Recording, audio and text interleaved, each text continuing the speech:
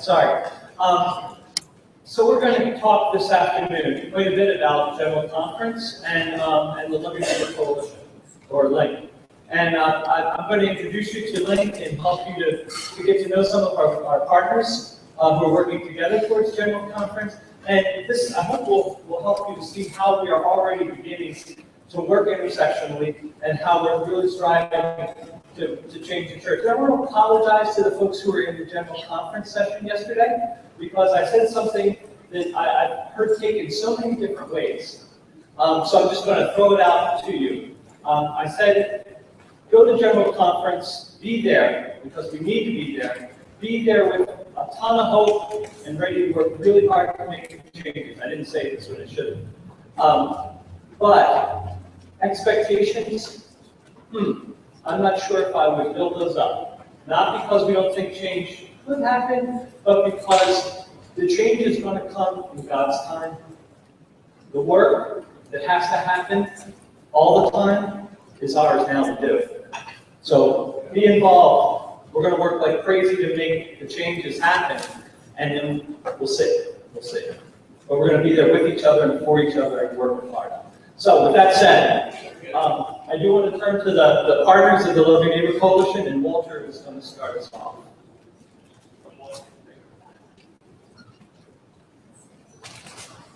My name is Walter Lockhart. I'm on the Council of Affirmation. Affirmation started in 1975 in the wake of the 1972 General Conference that put the incompatibility with Christian teachings language in the discipline late at night. The Gay United Methodist Caucus started, which then grew into Affirmation, and has been working to be a nonprofit, all-volunteer group that strives to be an independent voice for LGBTQI persons, speaking to the United Methodist Church as we work to provide justice and hope and change into the future.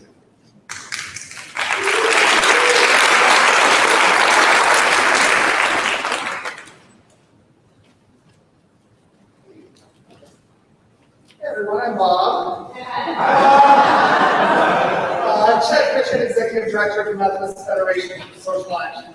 Our mission at MFSA is to empower clergy and laity within the United Methodist Church to take action on issues of peace, poverty, people's rights, progressive issues, and justice within the United Methodist Church. That last part, justice within the United Methodist Church, has been a strong focus of the MFSA ever since that General Conference in 1976 and beyond. And so that is what we bring, along with Affirmation, is some of that history of General Conference work. A lot of our gifts that we bring into this is legislative work, but also the intersectionality that we heard about today.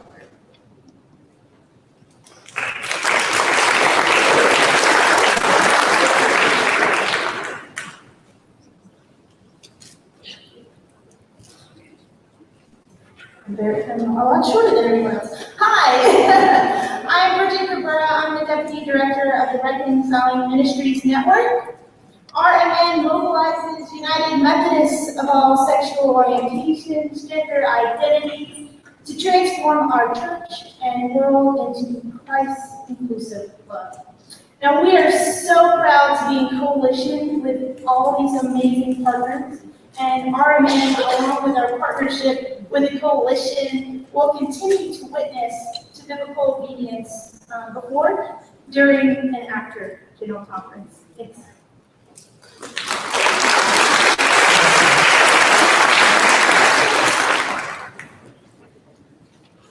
I'm Cedric Bridgeforth, and I serve as the chair of Black Methodists for Church Renewal. And Black Methodists for Church Renewal's mission is to raise up prophetic and spiritual leaders who will be advocates for the unique needs of Black people in the United Methodist Church.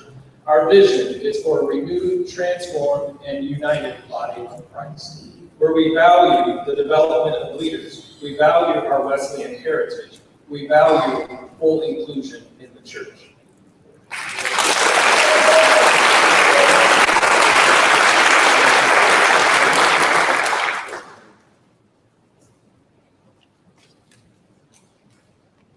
I'm even shorter. My name is Debbie McDonald, and I'm one of the national co-chairs for the United Methodist Association of Ministers with Disabilities.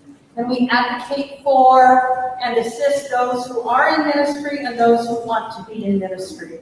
And at the General Conference this year, we have 5 petitions that are dealing with removing or ensuring non-discrimination against people with disabilities in the ordination process, asking for equality in hiring people with disabilities, and trying to remove some of the languaging that was put in last time that discriminates against people with disabilities when it comes to our insurance and being on disability pension itself.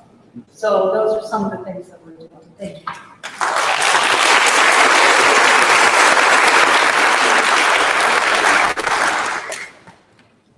I'm Lisa Perez. I represent Marcha, Methodist Associates representing the cause of Hispanic Latino Americans. And it's the National Hispanic Caucus. Our purpose is to advocate and affirm the dignity of Hispanic Latinos inside the church and outside the church. And we also provide spaces for theological reflection, training and advocacy, and also to make sure that we have leaders who are ready to advocate for our issues as well. Some of the issues and petitions that we're going to bring to our General Conference are related to immigration. Some of them are relationship with Latin America, especially Cuba and Puerto Rico. And also, we are trying to work very hard for the last years to be in the inter-ethnic, the racial ethnic groups. And I'm very, very happy to be here today as the Vice President of Marcha, because we joined 3 years ago in the coalition. And in the midst of all the things that are going on in our church, we want to make sure that we are a church that is inclusive. And I heard that the chicken crossed the river because she wanted to join the coalition.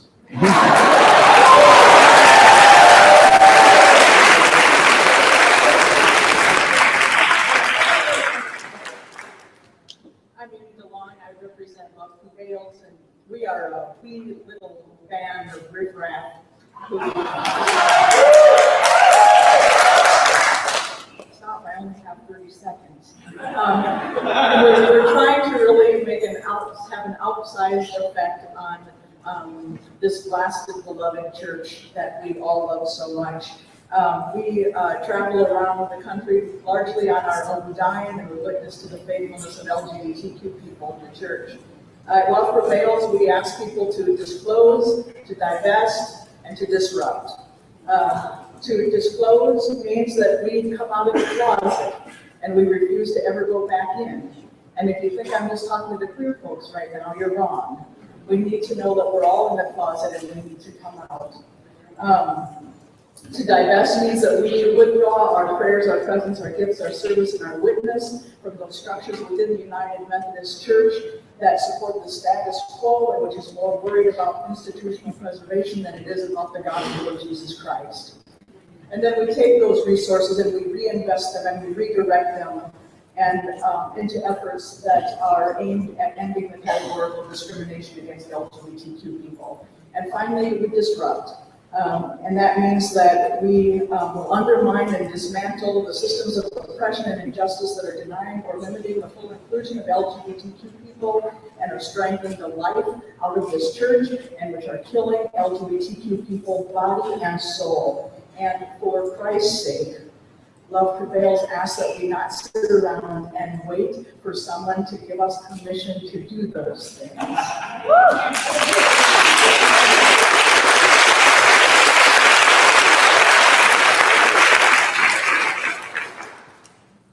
My name is Frank Wolf. I'm the convener of the Western Methodist Justice Movement. We are an organization that was founded after the 2012 Western Jurisdictional Conference.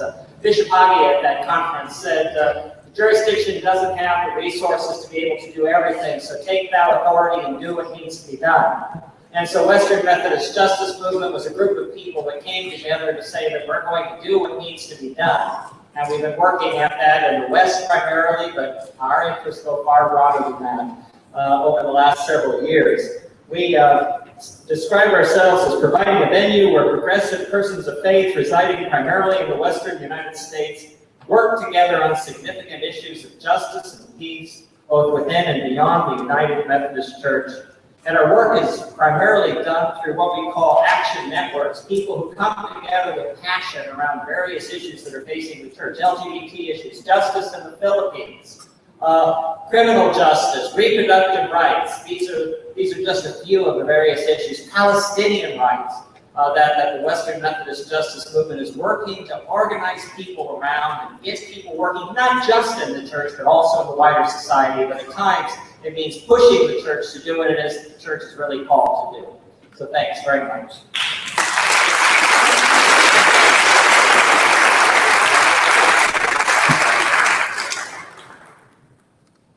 There were three other of our coalition partners who couldn't be with us, couldn't have representation here, but on their behalf, they've each asked me to send their best wishes to you all and to thank you for the work that you're doing with them in coalition. They're the National Federation of Asian American United Methodists, PINCA, which is the Pacific Islanders Caucus of the United Methodist Church, and the Native American International Caucus. And I want to mention something about the Native American International Caucus. When we first started talking about where this event was going to take place, we were actually looking at Atlanta. And the Native American International Caucus group said to us, that's fine, but no, we just can't be supportive of it in any way because of the breaks. And we all did a face palm. And then we talked in the coalition, and that's when the focus became San Antonio. And I remember early in the conversations, people saying, who's not good at San Antonio in August?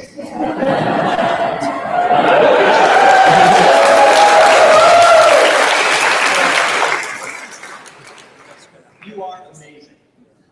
When we started yesterday, at the beginning of the general conference sessions, the workshops that I was a part of leading with Kevin Nelson, I asked the question, who is Link? Who knows? And a few hands went up, but not many. And I said, well, what if I asked it this way? Who is the Love Your Neighbor Coalition? Well, then a lot more hands went up, but still not everyone. So I want you to know who Link is and what we're about. Link is an evolution of the coalition that's been working together for a number of years. I just put up our mission statement, who we say we are, but I want to just read what we agreed to as coalition partners. We agreed to work together around the intersections of common justice issues and shared values that our individual partner organizations represent. And if you were just listening to all of who we represent now as a coalition, it's pretty amazing and it's a pretty daunting task. But think of the numbers of people that are now working together that have never worked together in this way before. And it's very exciting. So I've asked Cedric Bridgeforth, the chair of the board of BMCR, Black Methodist Church, to share a little bit more about the coalition and his organization. Thank you, Steve. And just so you know, my heart is pounding, my hands are shaking, and my knees are a little wobbly right now. So I solicit your prayers. For real. As I shared during the time of introduction, the mission for Black Methodist for Church Renewal is to raise up prophetic and spiritual leaders who will be advocates for the unique needs of Black people in the United Methodist Church. And a little more than a decade or so ago, Marilyn McGee Talbert worked with the board of BMCR to help unpack that mission statement and to go a little deeper. And out of that work came the vision of a renewed, transformed, and united body of Christ. Also out of that work came some stated core values. More than a decade ago, we value commitment to developing prophetic and spiritual leaders. We value our legacy, the history, the persons and events which shaped our foundation. We value our Wesleyan heritage. We value connectivity and relationships, and we value inclusiveness. And when I first came to Black Methodist for Church Renewal and I read those core values, I got excited deep down within my soul. And then when the invitation and the opportunity came for BMCR to be a part of this coalition, I got even more excited. And as the work continues, so does the excitement. The Black Methodist for Church Renewal is a part of the Love Your Neighbor Coalition because the coalition helps us live out our mission. It deepens our values and brings into view the great vision we have for a renewed, transformed, and united body of Christ.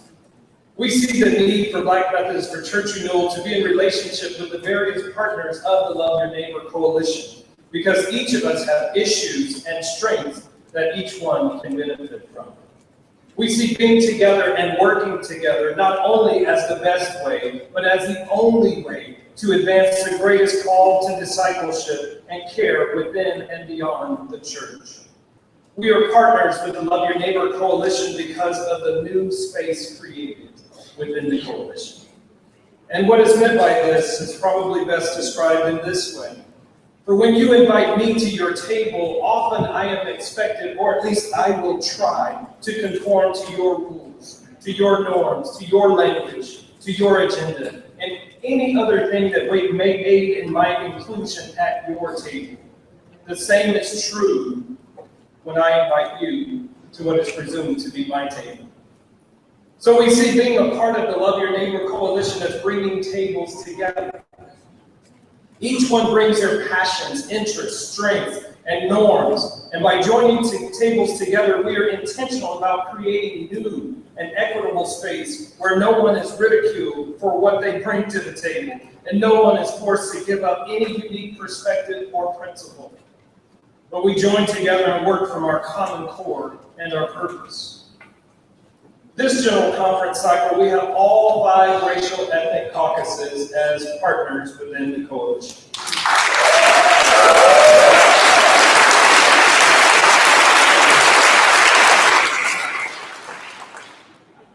I've limited time, so. We are coalition partners because we see that injustice in any form is an assault on humanity everywhere. As racial ethnic caucuses, we tend to focus on racial injustices, but we see that injustice requires no preceding qualifier. We are learning the language and value of working in the intersections of who we are together. For me, this work is deeply personal and is borne out in my own life's narrative.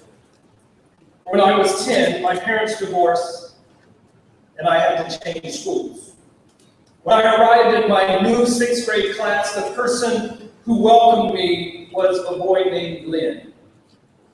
At the time, he wore glasses, and I did not. At the time. We were about the same height and build. He was white, I was not. We were about the same height and build. He was white, I was not. I wanted a particular reaction there. I didn't get it, so I thought I'd try.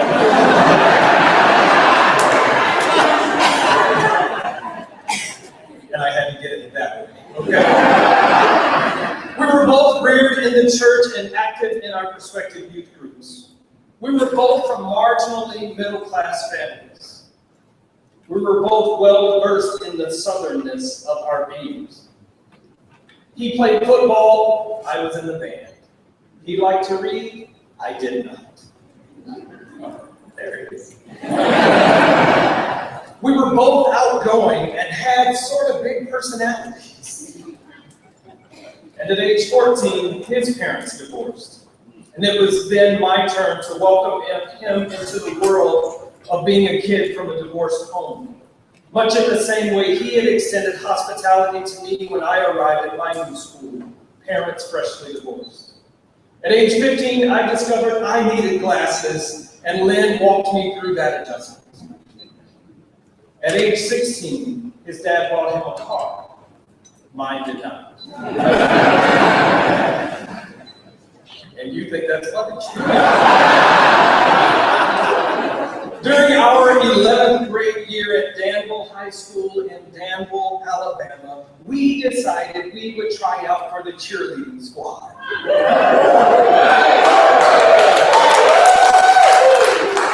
I'll tell you about that another time. At age 18, he enlisted in the Army, and I enlisted in the Air Force. We went into adulthood, connecting a few times a year to catch up here and there, but over time we lost touch with one another. In February 2009, he died. I did not. Yeah, you didn't laugh. In fact, it was in 2009 that I began to really live out loud. To live a life that was no longer in shadows or in silence. One conversation Lynn and I never had verbally, but was known to each of us, was that we shared many things in common. One of which was our desire for a fulfilled life. Another was a love that penetrated the boundaries established by our bigoted foreparents. Another commonality was our sexual orientation. We never talked about it, but we knew. We protected each other, we welcomed each other, and we never coerced or bullied one another to be anything other than a friend. I find this working coalition to be similar to that of my relationship with Lynn. We just brought who we were, what we wanted, and what we envisioned to the relationship and hoped for the best. We were broken at times and accepted one another and worked together to bring about as much wholeness as we possibly could. Those around us did not always understand it. Sometimes we were also at a loss for what to do, but we knew we could do anything together. Our racial identity will never change. Our sexual orientation will never change. What our parents did or did not do will never change. But the systems put in place to keep us apart can change. They must change, and they will change.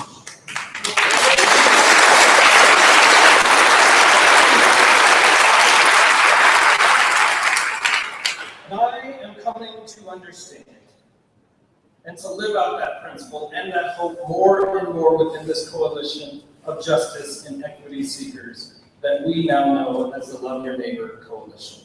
Thank you.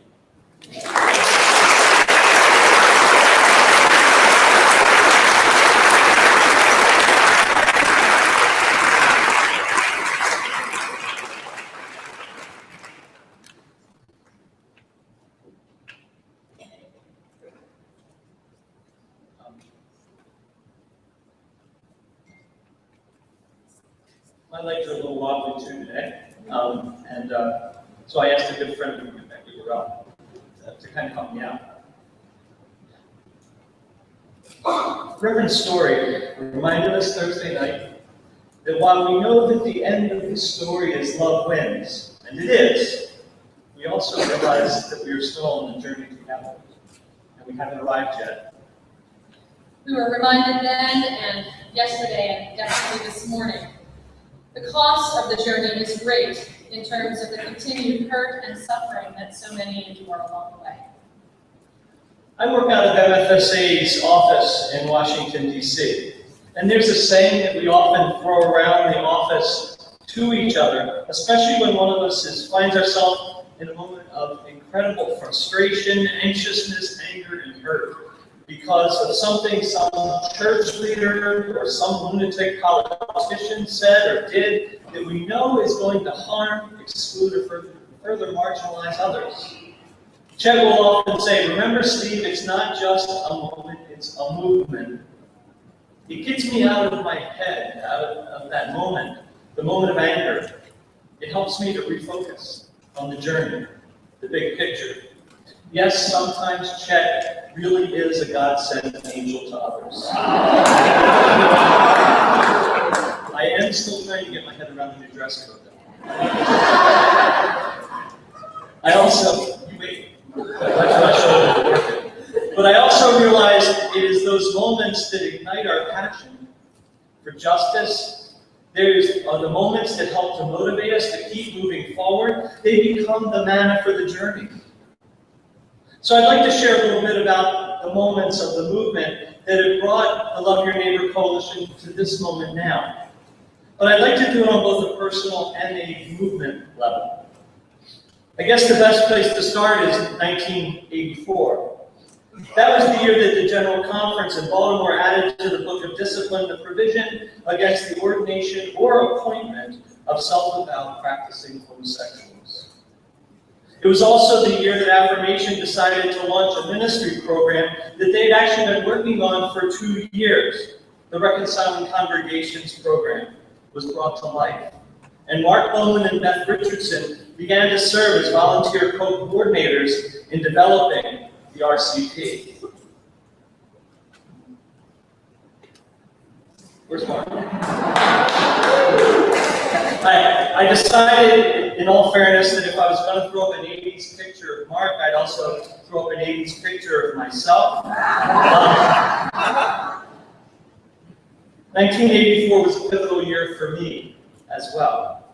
I was getting married that year, starting my senior year of college, heading toward the ministry in the United Methodist Church, and I was absolutely clueless about the incredible harm my church had just done to gay and lesbian clergy across the denomination.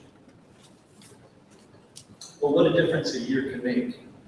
Because by 1985, RCP already had 9 congregations who had stepped up publicly to become reconciling. I got to meet some incredible people at seminary who had changed my life and views of ministry, God's love, grace, and justice, and even God's call on my life forever. And those are some of those folks. One person in particular would become a moment in my movement that has never left me. Dan was a first-year seminarian who was just coming to a place of acceptance that he was gay, is gay. I was in the beginning phases of being a recovering homophobe who was just coming to a place where I knew I needed to learn a whole lot more about life and change what I had always thought and been taught about homosexuals. Together at Drew Seminary, we found this group on campus called Drew People Concerned that was dealing with issues of human sexuality in the United Methodist Church. By our final year in seminary in 1988, Dan and I were co-leading that group. We started a library on campus, a Wednesday evening worship service, and you have to know there was a PhD student on campus who was one of our favorite go-to preachers, someone named Karen Oliveto. We had awesome worship. We even got the school to begin to wrestle about becoming a reconciling in seminary, but they didn't do it. 1988 was also a general conference year, and a group of us found ourselves in St. Louis, experiencing the broader Connectional Church. There was great hope at General Conference in St. Louis in 1988 as the denomination decided to form a study committee on homosexuality. And the far-right agenda, known as the Houston Declaration. Houston? Well, that's what it says here in the script. Houston Declaration. In 1988, I was 9.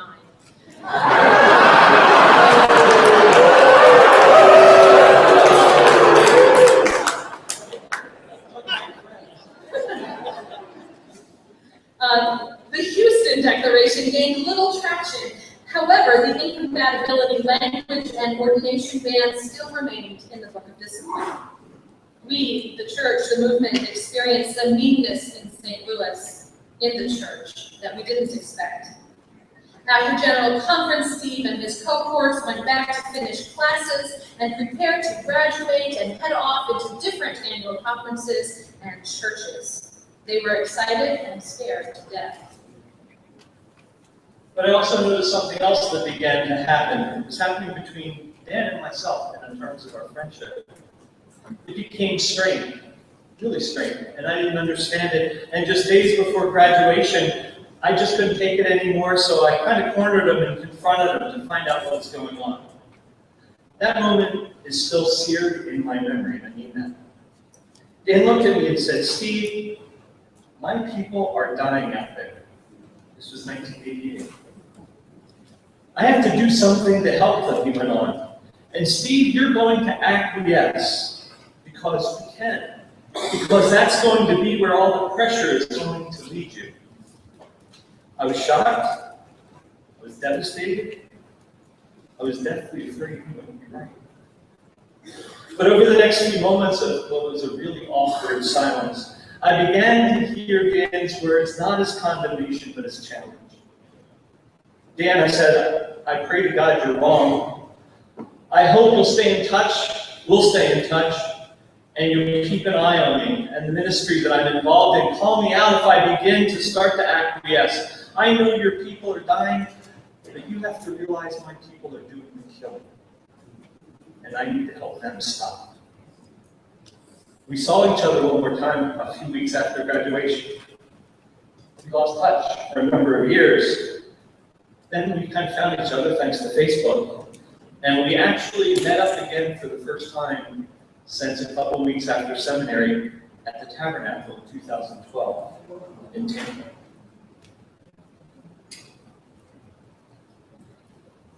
That comes later in the story. By 1989, there were 37 reconciling congregations, and Affirmation decided it was time for the Reconciling Congregations program to become an autonomous group.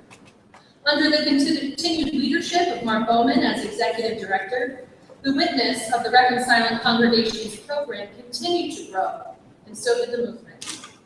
By General Conference 1992, hopes were very high, and the study committee's report on homosexuality very clearly pointed to a much-needed removal of the incompatibility language from the Book of Discipline. While the report was received by the denomination and put out by the publishing house, no official changes were made to the discriminatory language in the Book of Discipline. In 1993, Affirmation, MFSA, and RCP testified before the General Commission on General Conference concerning moving the 1996 General Conference out of Denver, Colorado, because of Colorado's Amendment 2, which banned laws that would protect gay and lesbian people from discrimination. This was most likely the first emergence of the coalition. The Commission decided not to move GC in 1996, but to provide a witness while there. In 1994, these three groups are again invited by the Commission to talk about witness at General Conference. Well, the Reconciling Congregations program began to plan their own witness for GC in 1996, and through the work of Reverend Greg Dell, AMAR took the first initials from Affirmation, MFSA, and Reconciling Congregations program and formed as the first true coalition, working at General Conference to help open the doors to everyone. The United Methodist Church, however, voted to add a ban on same-sex unions. In 1996, RCP broke the 100 congregation mark and ended the year with 118 reconciling congregations. A group of students at the United Methodist Student Forum reacted to the continued homophobia in the church by forming Methodist Students for an All-Inclusive Church, Mosaic, and established a national leadership team. Many of those early leaders in Mosaic are now leaders across the coalition.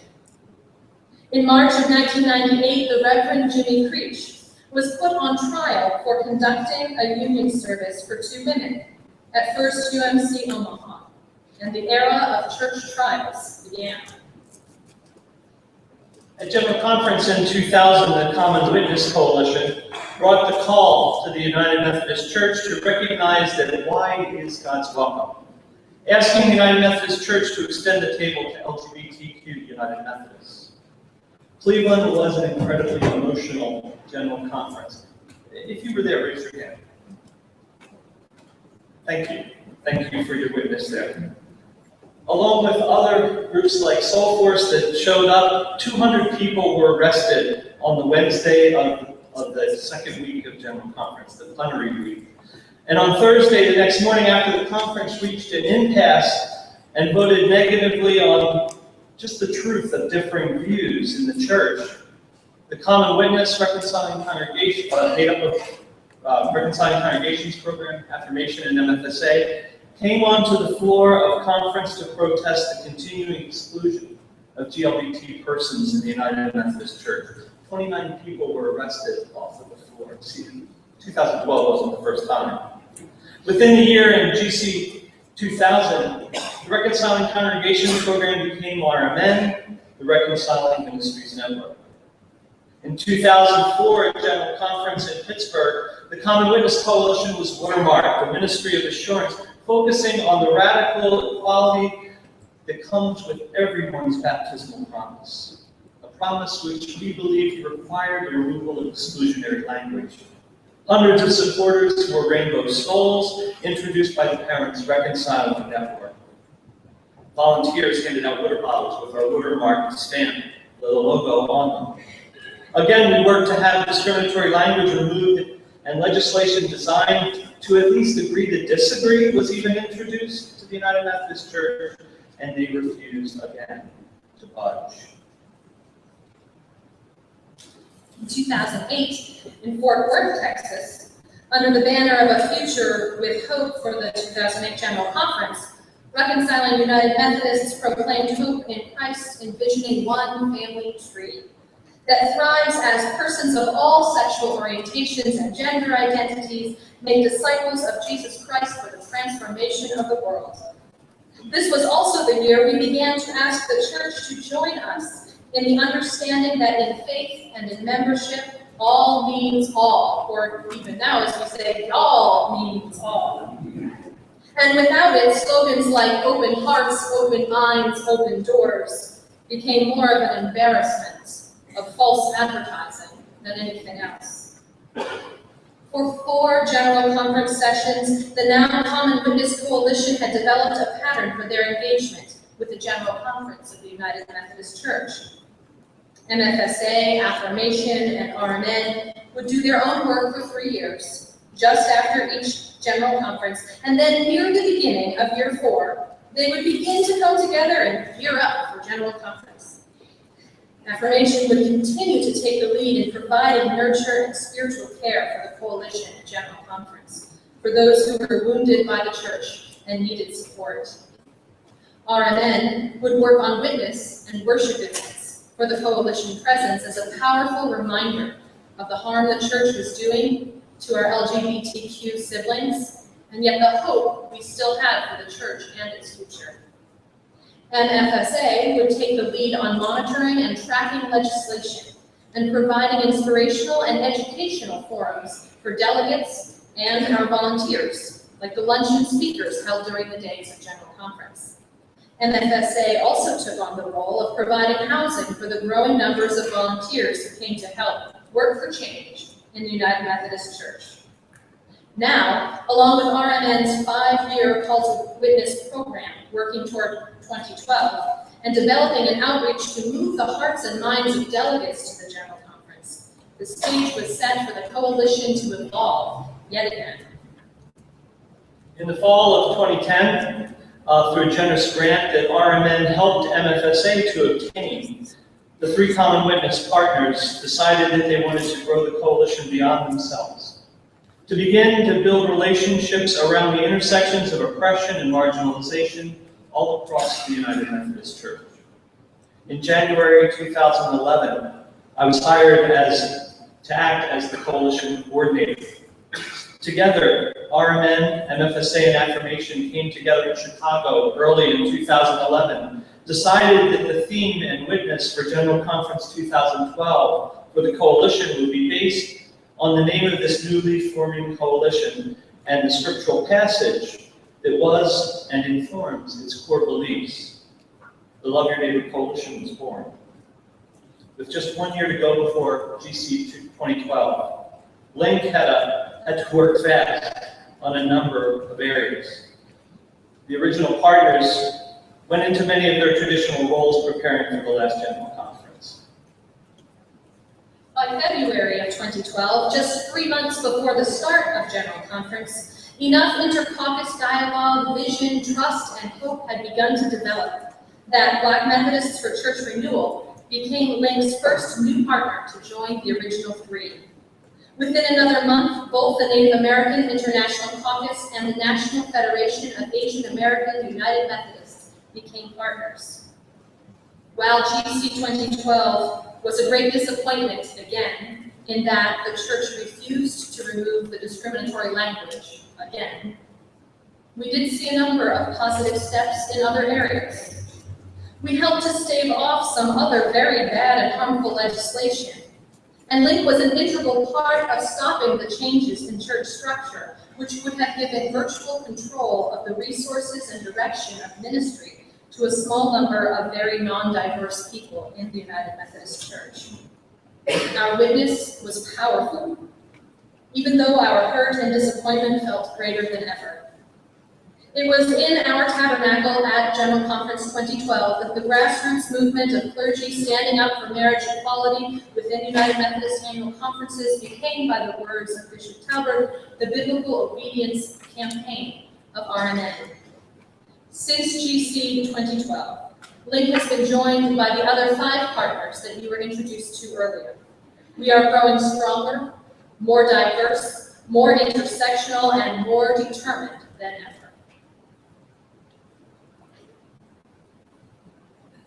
In 2012, the tabernacle became a very powerful symbol for me, as it did for many others. This is where I finally got to reconnect with Dan from seminary when we stopped by one afternoon and I took some time off and we went and grabbed lunch together. I got to thank him for being that voice in my head that's always there that says, Steve, you're going to acquiesce. And I respond, hell no. Dan didn't have a clue that he had always been there for me, even when we weren't there for each other over the years. Dan was no longer a United Methodist clergy person. He'd been a part of a reconciling conference before that was not allowed. But that reconciling conference, quite frankly, put their crosshairs on Dan, and so he moved on. But he didn't turn away from his calling as a result. He's now a Presbyterian pastor, serving in the North Central conferences of the United Methodist Church these days. It's one of those stories that just keeps playing over and over in my own head and heart and is a touchstone for me.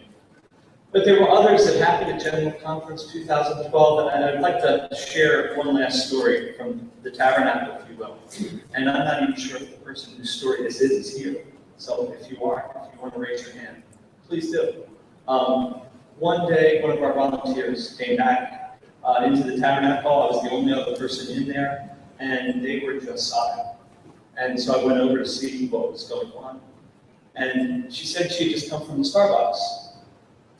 She had an afternoon meeting with the barista at the Starbucks. She'd been in earlier in the day, and the young man behind the counter said, "What's that about?"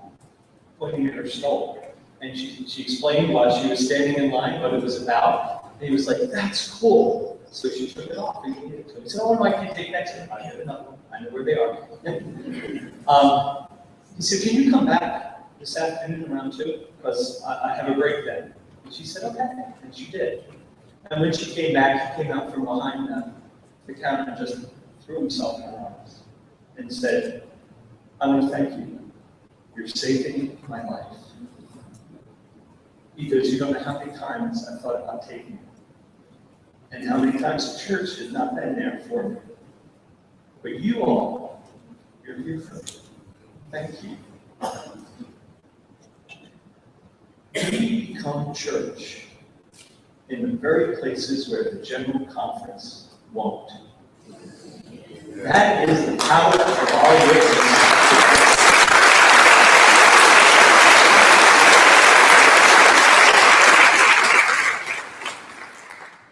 Those are the moments of our movement. And we don't know what the next moment will bring.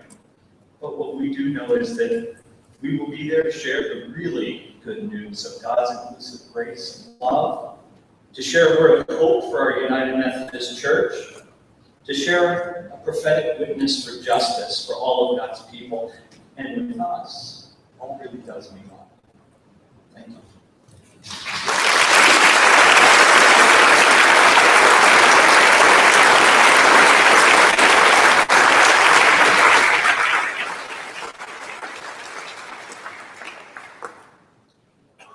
So someone else is going to share a moment with you and then lead you in a process together. Richard, thanks.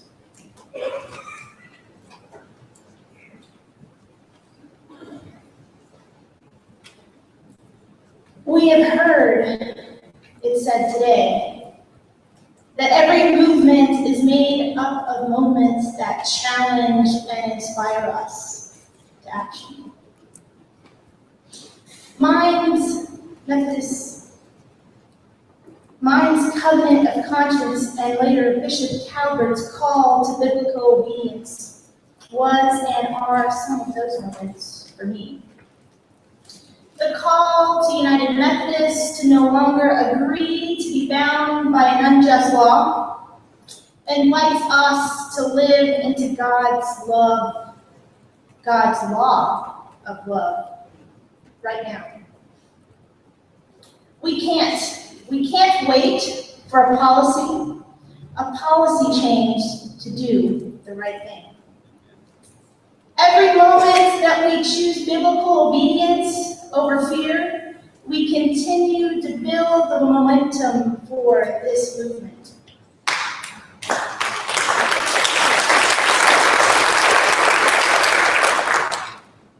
And what truly inspires me is you. The congregations and the lay people and the clergy that live into biblical obedience every single day.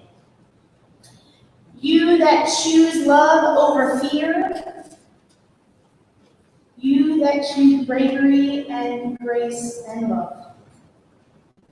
So I ask you, what is your moment in this movement? What inspired you to action? Turn to your neighbor and share.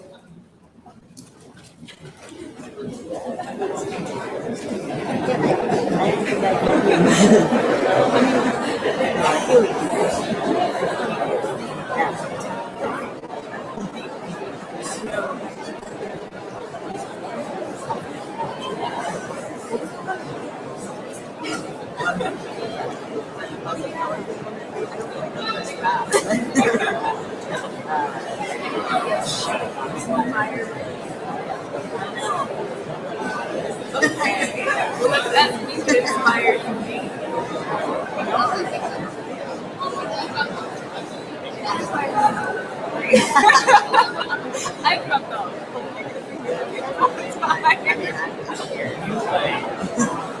That is so embarrassing. But I miss it. Yeah. Okay. Yeah. So my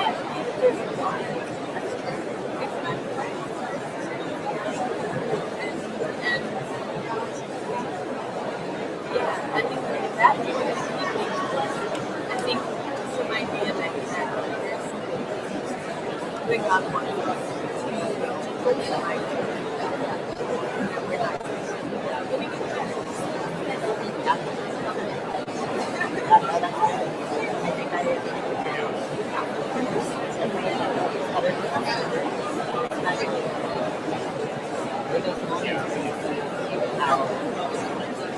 How much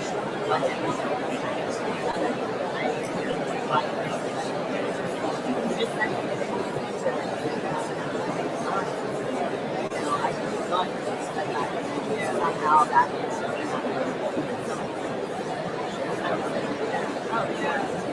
If your neighbor hasn't had a chance to share, I invite you to invite your neighbor to share.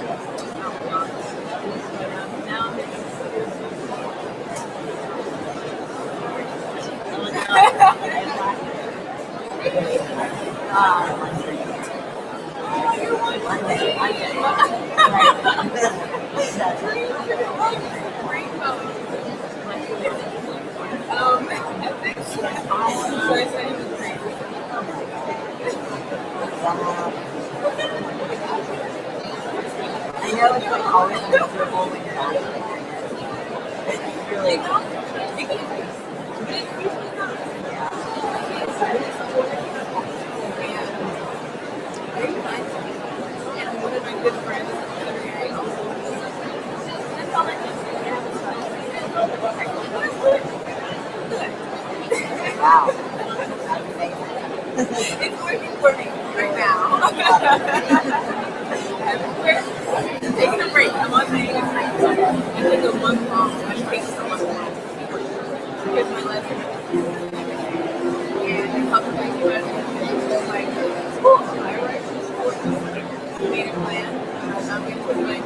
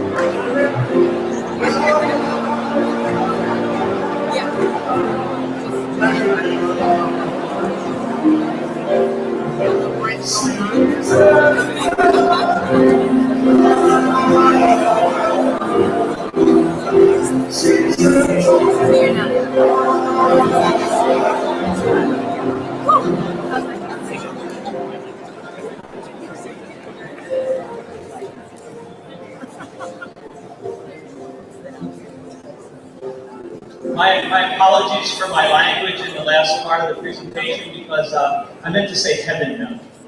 Really. So, on this journey of moments in the movement, it's always powerful to stop and to remember the saints of our lives, the people who inspire us and continue to inspire us to do the work. But we can't stay in the memories. We have to keep moving forward.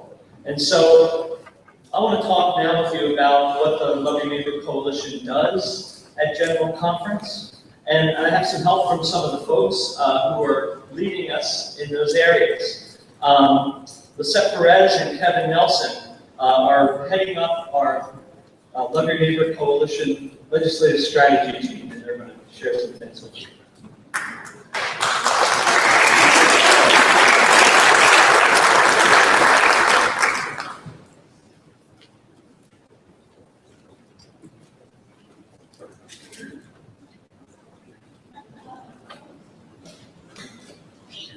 So I'm Kevin Nelson, and this is Lisette Perez, and we co-chair the legislative strategy team for the Love Your Neighbor Coalition. And to give you a little bit of a sense of our work, let me put in my own words a framework for what's going on at General Conference and the framework within which we work. And so, in my own words, I see General Conference as a place where we see or experience struggles over power, ideals, and beliefs. And those struggles are taking place by forces for love in action, right belief, and institutionalism. And with those struggles and those forces in mind, they're played out through legislative debate and legislative action. And so as we get to General Conference and go through this whole process of legislation, that's the framework through which I see what's happening there. And with that out of mind, let me turn to Lisette. I just want to share with you some of the major issues that are going to be presented or during general conference, and it's important for us to understand at least these five. Inclusion, that's an issue. And what that means is where we fit people who are not white, male, straight, and over 45 years old. I mean, are we part of the church or not? So inclusion is extremely important because part of our theology, means as part of our DNA as Methodists that we are an inclusive church, So that's one of them. And human sexuality is another issue in terms of heterosexism and reproductive matters, and we heard some of that in the panel previously. So that is extremely important to us, and we are paying attention to that. Judicial process, that is connected as well because we want to make sure that we have a fair process and we learn how to manage power through the physical, office and other places in the church. And distributive justice and judicial counsel. So how we manage power as people, people who are called United Methodists, and we're trying to serve our communities. Of course, how we do that, the church structure, that is another important issue, because that says how we manage the power and how we get to the places that we want to be as a church. So global, national, and regional structure, there's some ideas that have been presented, and we have to pay attention to that because it has some impact of what we're trying to do. And of course, money, how we deal with money, with a church that is not growing as we want to and is not getting as much as we want to for all the work that we need to do. So those are 5 important issues, and how we get to those, how we're going to manage to deal with all these legislations and resolutions that are going to be presented related to those issues. Well, first, we need to make sure that we have a good relationship with our delegates, and I'm very glad that we have some delegates here present. And you are the river, the new water, the river that is going to try to transform. Amen? Amen. Well, we have to reach out to others as well, other people that are willing to be part of that movement.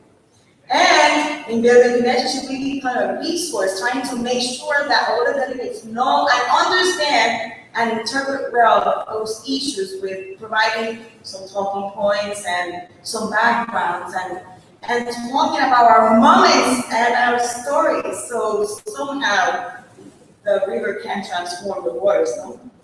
And in doing that, we understand that we heard before that this is not a single issue, but it's all of the issues together. Anything that relates to not including people in our church, it's something that is important. So we have to work together and see all the different legislation that the different partners have and to support them as well. To work together with some strategies and watching for those petitions that will make a negative impact in our legislations and resolutions as well. So that is extremely important. That's part of the work. And Harry told me, I don't know if people are going to like us at the end of the general conference. I'm just counting on everyone's prayer because I think prayer is extremely important in this process. I believe in prayer. And I also heard, I forgot to mention that before, that when the chicken crossed the river, she said, "Sí se puede, sí se puede, sí se puede, sí se puede."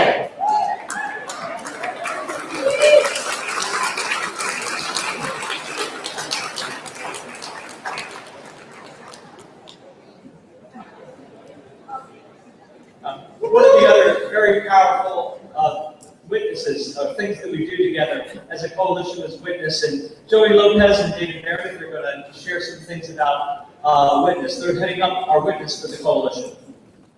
I say Portland, you say witness. Portland, witness. Portland, witness. Portland, witness. I say GC, you say we'll see. GC, we'll see. GC, we'll see. GC, we'll see. I'm David Meredith, and pleased to serve in this capacity. I'm also a gay United Methodist elder serving under.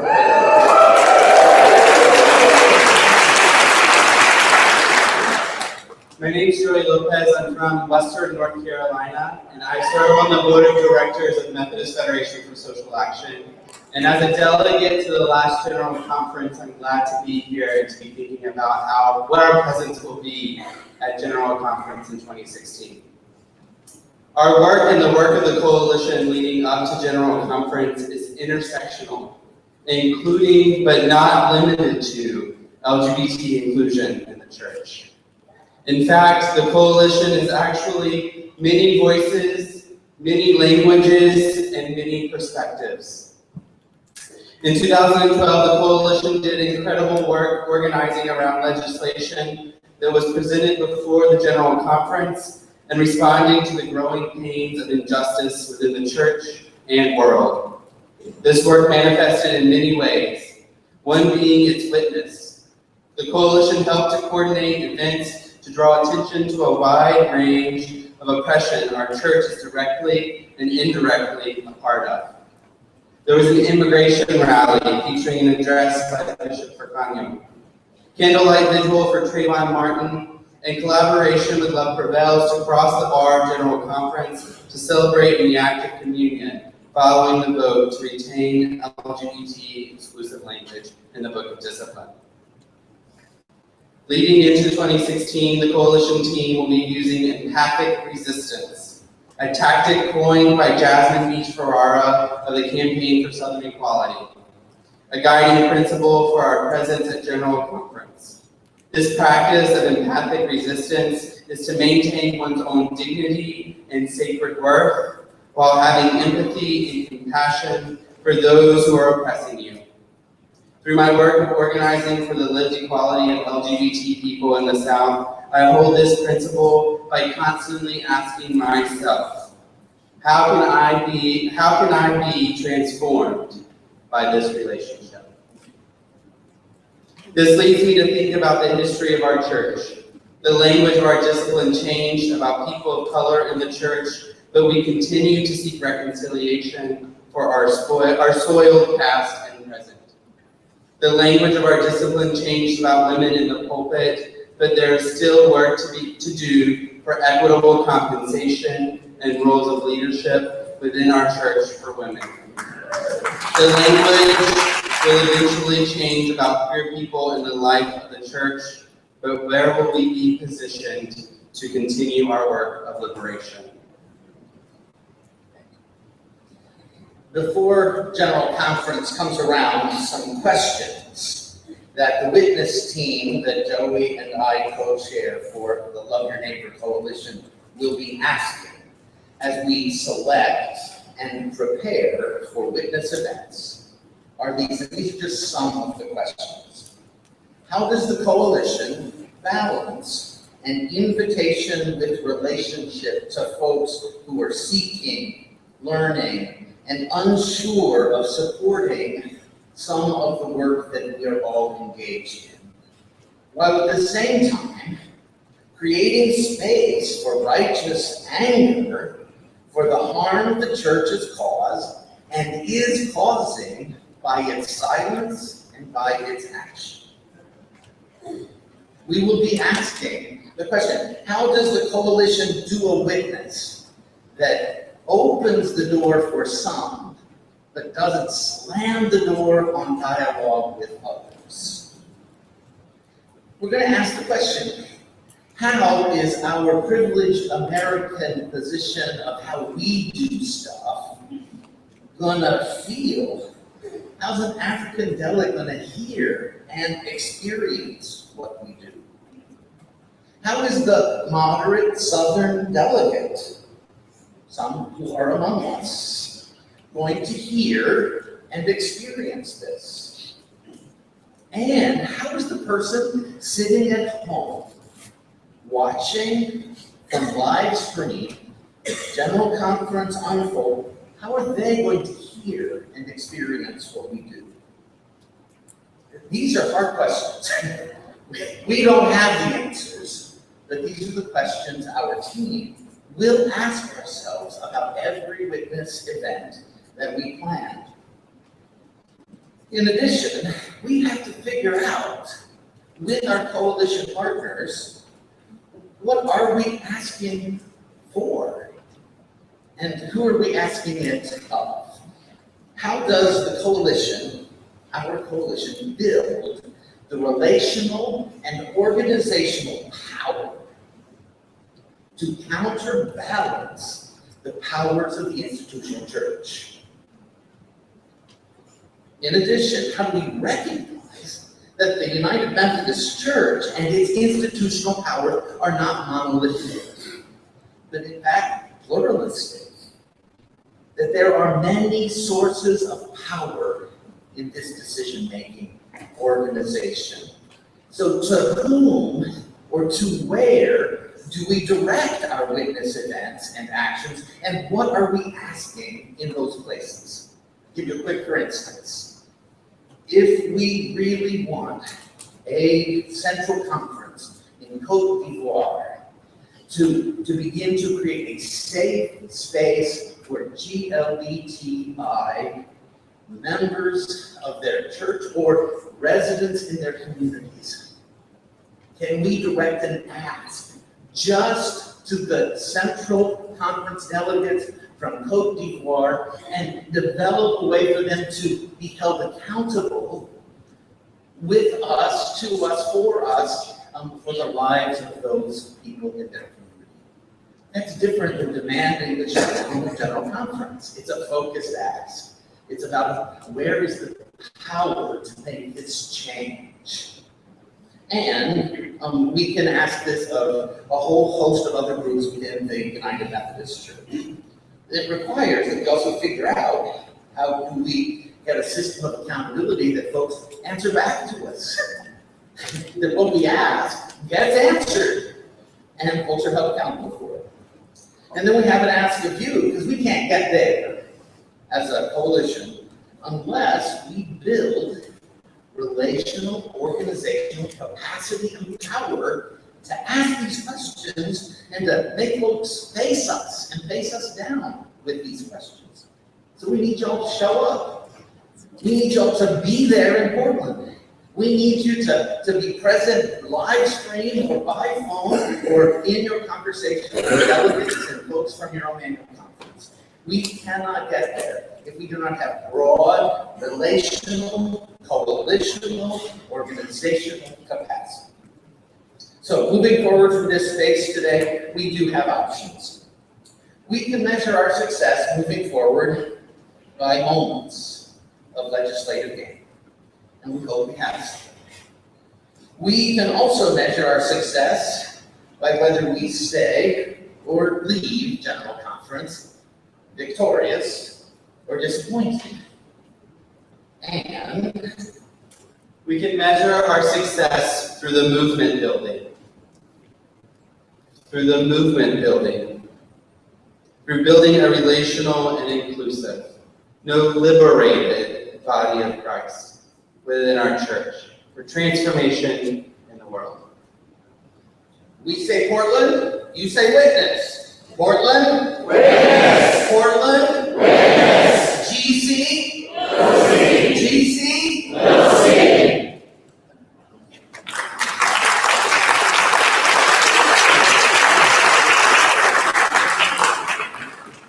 Walter is going to come up and talk about another very important aspect that you shared, and that's really the care and support of one another at General Conference. Is anybody here excited?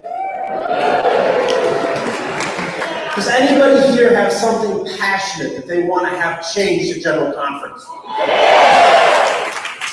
I've heard people talking about Palestine. I've heard people talking about gender identity. I've heard people talking about respecting one another, rights for women, rights for people of various ethnic backgrounds. And you know what? I can get passionately excited about almost everything that has been mentioned here. And one of the things that I have a problem when I get passionately excited is I'm not always gentle with the people who are around me. Can I get an amen from those who know me? Okay. All right.